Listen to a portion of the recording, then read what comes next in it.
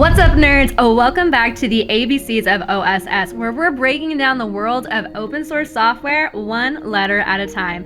I'm Taylor, and today we're diving into H for hackathons, where caffeine meets code and sleep is totally optional. Look, if you've never been to a hackathon, imagine cramming a month's worth of coding into 24 hours while mainlining energy drinks. It's absolutely chaotic, and I mean that in the best possible way. These events bring together developers, designers, and that one person who somehow knows every API ever created, all working to build something awesome under a ridiculous deadline. Here's how it typically goes down. You show up, probably nervous, definitely excited. The organizers throw out some challenges or themes, and suddenly you're in a room full of people brainstorming wild ideas.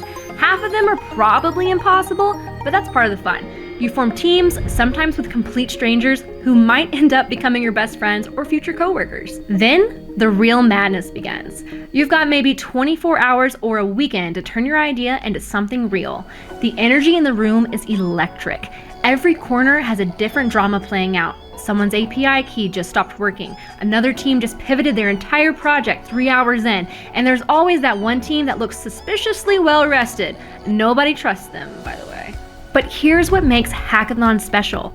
They're not just about building stuff fast. Some seriously successful companies started as hackathon projects.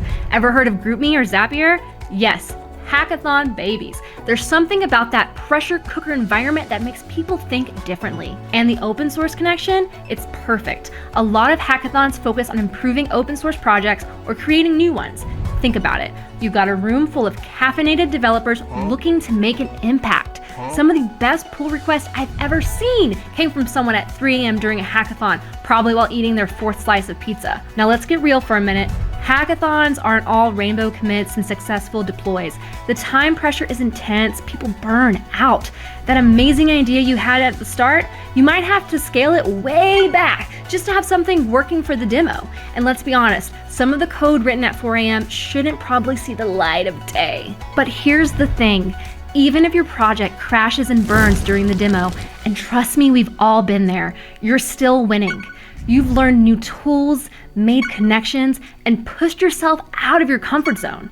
Plus, you've probably got some great stories about that one bug that took 3 hours to fix and turned out to be a missing semicolon. Want to crush your first hackathon? Here's the real talk.